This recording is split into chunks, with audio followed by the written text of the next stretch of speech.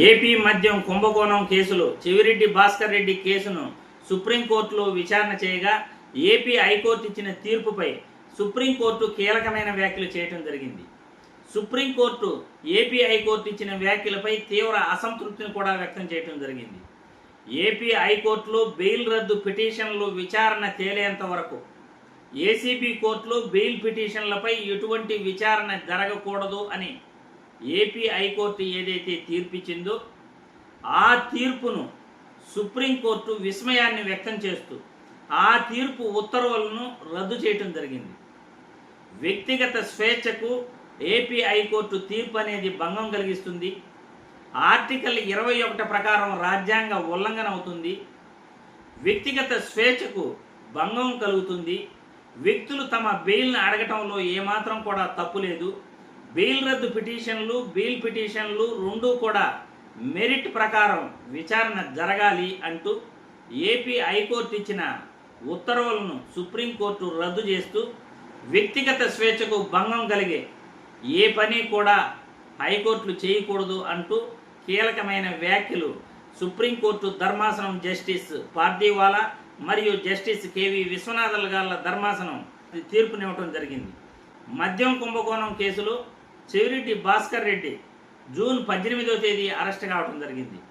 పలుమార్లు చెవిరెడ్డి భాస్కర్ రెడ్డి గారు న్యాయస్థానం నుండి బయట వచ్చేటప్పుడు కానీ జైలు నుండి బయట వచ్చేటప్పుడు కానీ ఆయన్ను అక్రమంగా అరెస్ట్ చేశారని, తప్పు చేసిన వాళ్ళు ఖచ్చితంగా భవిష్యత్తులో శిక్షకు అర్హులని ఆయన పదే పదే కూడా వ్యాఖ్యలు చేయడం జరిగింది.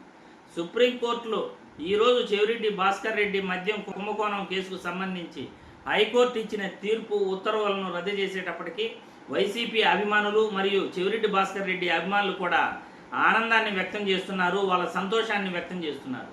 ఎందుకంటే ఏసీబీ కోర్టులో బెయిల్ అప్లై చేసుకునే అవకాశం తమ నాయకుడికి వచ్చింది.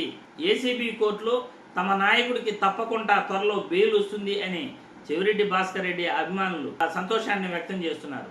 ఎందుకంటే ఎంపీ మిథున్ రెడ్డి గారు బెయిల్పై ఆయన బయట రావడం జరిగింది. అదేవిధంగా ధనంజయ రెడ్డి గారు, ఓఎస్డి కృష్ణమోహన్ గారు ఇద్దరు కూడా బెయిల్పై బయట రావడం జరిగింది.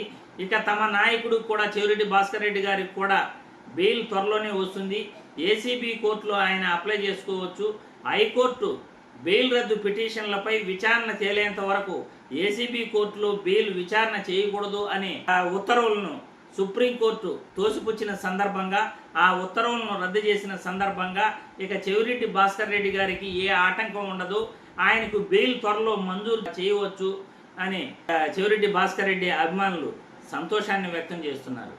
ఇక మద్యం కుంభకోణం కేసుకు సంబంధించి స్పష్టమైన ఆధారాలు లేవని, ఛార్జ్షీట్లో ఏదైతే వాంగ్మూలాలు నమోదు చేశారో దానికి సంబంధించి ఆధారాలు కూడా ఉండాలని ఏపీ హైకోర్టు సిట్ అధికారులను ప్రశ్నించడం జరిగింది. సిట్ అధికారులు ఏదైతే ఛార్జ్షీట్లు నమోదు చేశారో ఆ ఛార్జ్షీట్లు వెనక కూటమి ప్రభుత్వం మరియు చంద్రబాబు అనుకూల మీడియా ఒత్తిడి ఎక్కువగా ఉందని ప్రజలంతా కూడా సోషల్ మీడియాలో ట్రోలింగ్ చేస్తున్నారు. ఇది మద్యం కుంభకోణం అనేది అక్రమమైన కేసు. మద్యం కుంభకోణంలో చెవిరెడ్డి భాస్కర్ రెడ్డి గారు, మిథున్ రెడ్డి గారు, వైసీపీ నాయకులందరినీ కూడా, జగన్మోహన్ రెడ్డికి దగ్గరగా ఉన్న వ్యక్తులందరినీ కూడా అరెస్ట్ చేయటం ఇది ప్రభుత్వ కుట్రలో భాగమేనని వైసీపీ అభిమానులు కూడా వాళ్ళ అభిప్రాయాన్ని సోషల్ మీడియాలో ట్రోల్ చేస్తున్నారు కూటమి ప్రభుత్వంపై.